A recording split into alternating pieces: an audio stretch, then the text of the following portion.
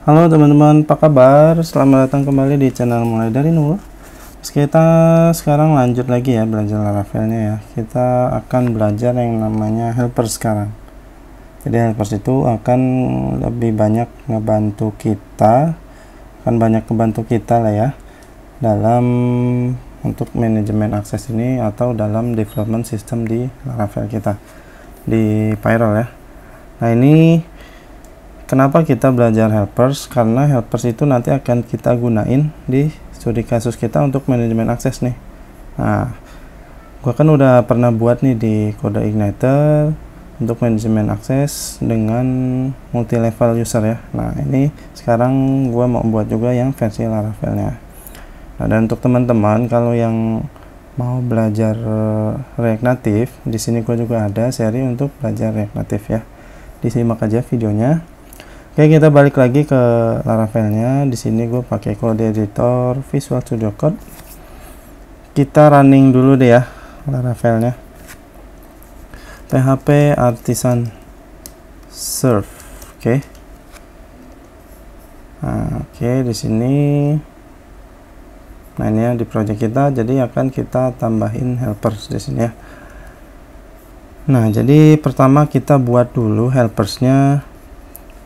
Kita akan buat di app ya, app, kemudian kita buat di folder helpers, kita kasih nama apa ya, site helpers deh ya, site helpers.php. Oke, kita buka tag php di sini, php. Oke, di sini kita kasih namespace sesuai dengan lokasi dia ya, app helpers. Oke, kemudian what the hell. Oke, kemudian kita buat kelas di sini namanya site helper juga, site helpers. Oke, s ya. Kemudian kita buat public static, kita buat function static ya, function di sini namanya check access deh ya, check access. Nah, nanti kita untuk generate menu juga kita pakai helper ini ya, jadi biar enak. Check access di sini kita coba return nilai statis dulu ya, misalkan mulai dari 0. Oke, kita tes dulu aja nih, kita tes berhasil atau enggaknya kita buat si helper ini ya, fungsinya gitu ya sampai jalan.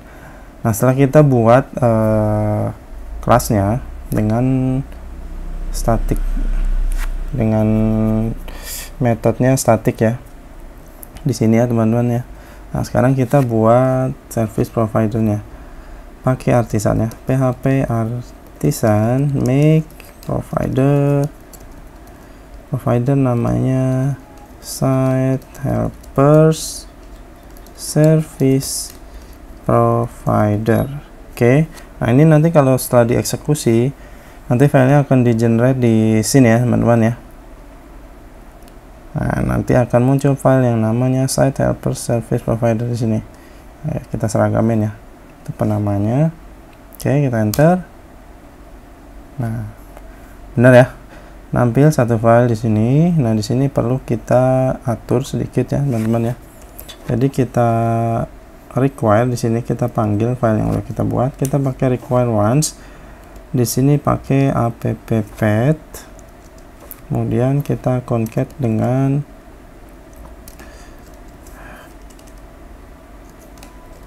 helpers, ini titik koma dulu, site helpers. Oke, jadi ini lokasi di mana kelas yang akan kita pakai untuk helpers kita ya. Oke, ini udah untuk di site helpers kayak gini aja. Nah, kemudian ini perlu kita register di app ya.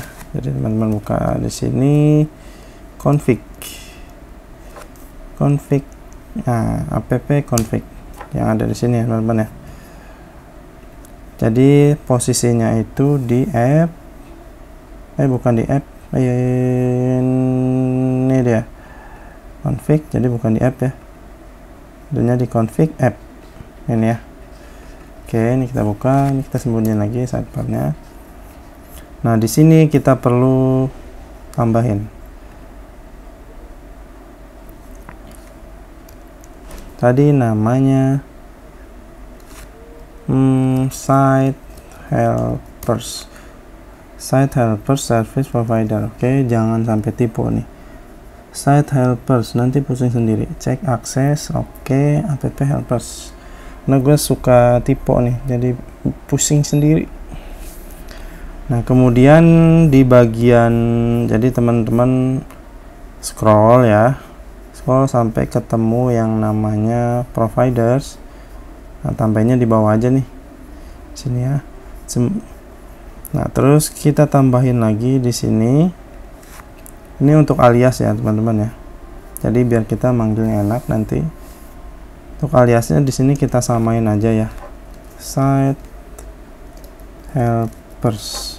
Nah, kemudian di sini posisi kelas kita app helpers site helpers class. Oke. Kita simpan. Oke.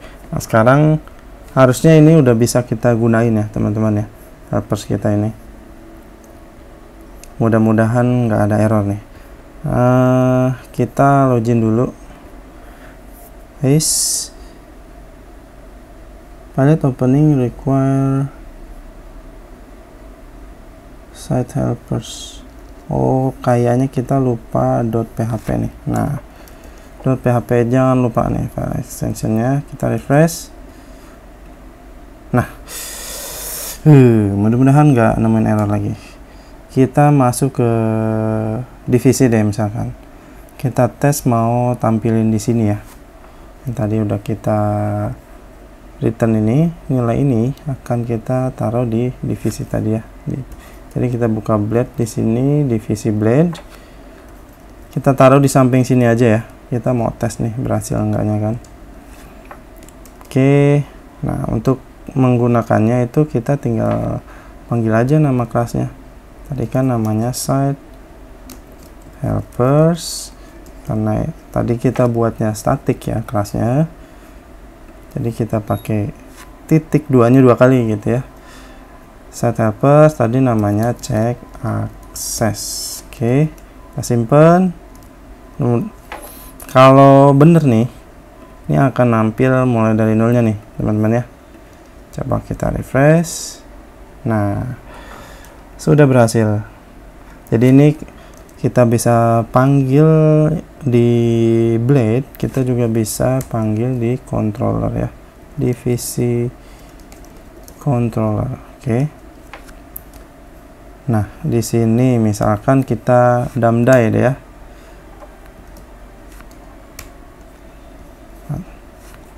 Jadi di sini kita backslash dulu, kita masuk ke namespace-nya helpers,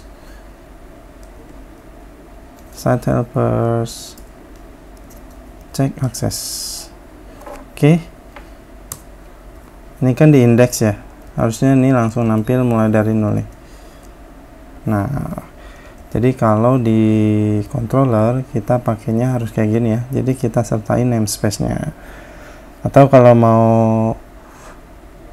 ini bakal sering dipakai ya, misalkan nggak cuma di metode index doang ya, kita bisa panggilnya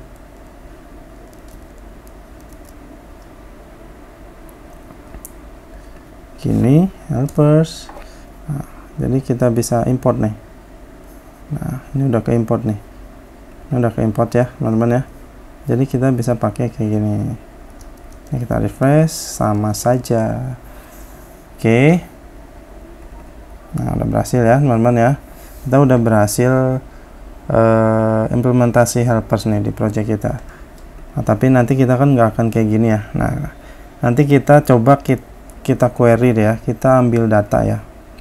Misalkan kita mau ambil data user deh ya. Sini kita pakai query builder aja. DB, kita import. Oke. Tabelnya table users, kemudian kita tambahin where, where ini kan Budi ya, ini kita buang dulu nih. Oke, atau kita biarin dulu deh ya. Where username-nya sama dengan Budi, kemudian get. Oke, ini jangan lupa kita tampung di variabel ya, user sama dengan gitu ya. Nah, kemudian ini kita return si usernya, return string user. Oke, kita refresh. Nah, dapat ya teman-teman ya, namanya Budi, emailnya. Jadi ini adalah record dari label users, get first. Nah, ini langsung collection ya. Oke, kayak gitu. Nah, nanti kita akan buat dua function di sini ya. Yang satu check access. Nah, nanti kan struktur untuk diakses kita itu ada, kita akan ambil menu. Jadi kayak menu navigasi atau menu lah ya istilahnya.